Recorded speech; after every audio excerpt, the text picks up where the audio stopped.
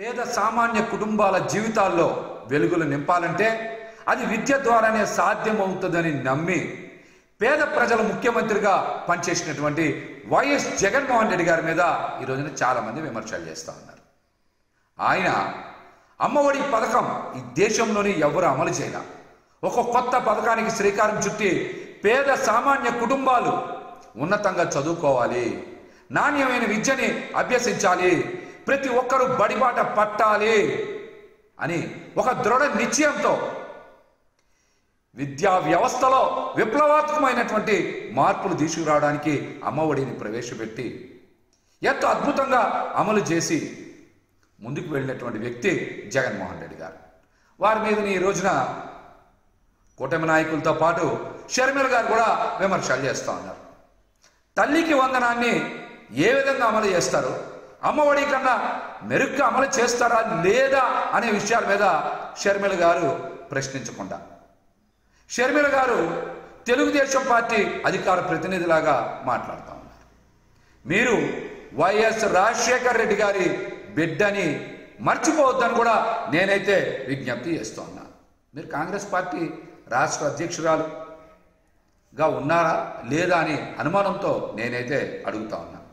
మీరు సూపర్ 6 అమలు గురించి మాట్లాడాలి,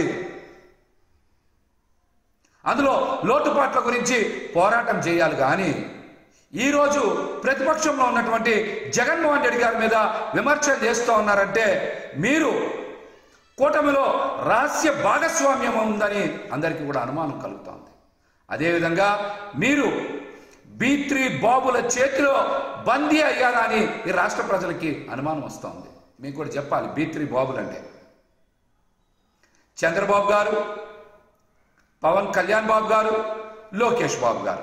అందుకనే ముగ్గురిని B3 బాబులు అన్నా. ఈ B3 బాబుల చేతిలో షర్మిల గారు ఏమైనా బందీ అయ్యారా అనేటువంటి అనుమానం నాకు కాదు, ప్రజలకు కలుగుతుంది. ఎందుకంటే వారు జగన్మోహన్ రెడ్డి గారి మీద విమర్శలు చేస్తూ ఉన్నారు. అమ్మఒడి మీద విమర్శలు చేయడం ఏంటి? తల్లికి వందనం మీద మీరు ప్రశ్నించారు కదా. జీవో నెంబర్ 29 జారీ చేశారు. ఈ జీవో నెంబర్ 29లో ఏదో ఆధార్ గురించి పెట్టారంటున్నారు. ఆధార్ గురించి పెట్టినట్టయితే అందులో ప్రతి బిడ్డకి అని నమోదు చేయకుండా, జీవోలో నమోదు చేయకుండా ప్రతి తల్లికి మాత్రమే అని రాశారు.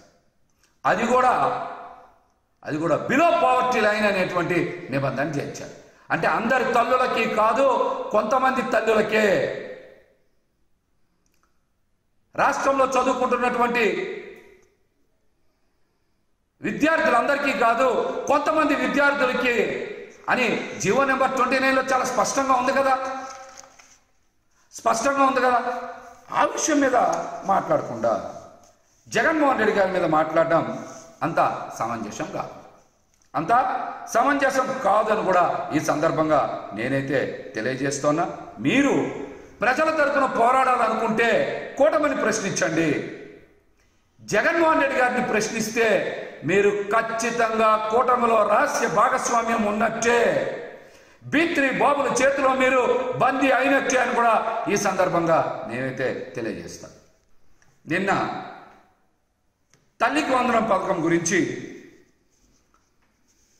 మరి వైఎస్ఆర్సీపీ పార్టీ నుంచి పెద్దలు చాలామంది ప్రశ్నించగానే, అందులో మోసపూరిత విధానాల గురించి ప్రశ్నించగానే కూటమి నాయకులు బయటకు వచ్చారు.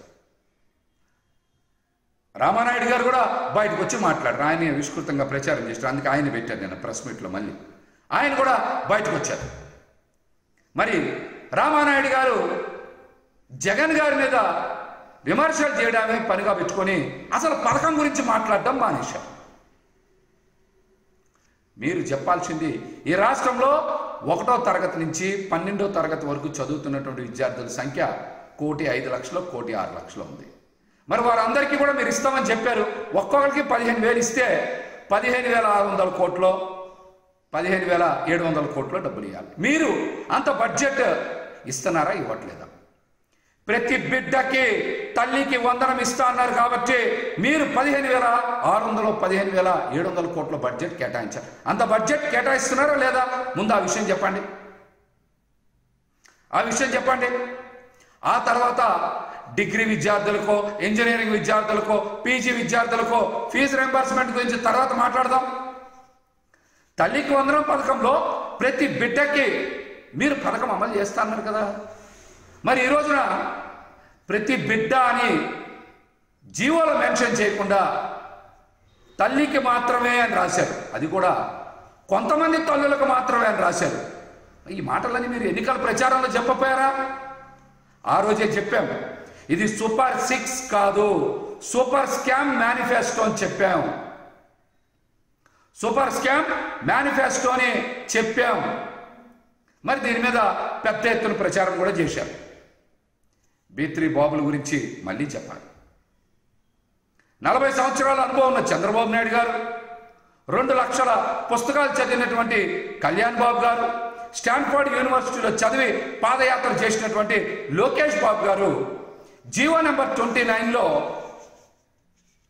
తల్లులకి మాత్రమే, బిడ్డలకి కాదు అని ఆ జీవోలో మెన్షన్ చేసినప్పుడు అది అచ్చుతప్పు పడింది, మారుస్తాం మేము అని మీరు ఎందుకు ప్రకటన చేయట్లా? అంటే మీరు ఈ పథకానికి తుట్లు పొడుస్తున్నట్టు కదా అర్థం. అంటే తల్లికి వందనం పథకంలో విద్యార్థులకు వెన్నుపోటు తప్పదనే కదా మీరు మాట్లాడారు.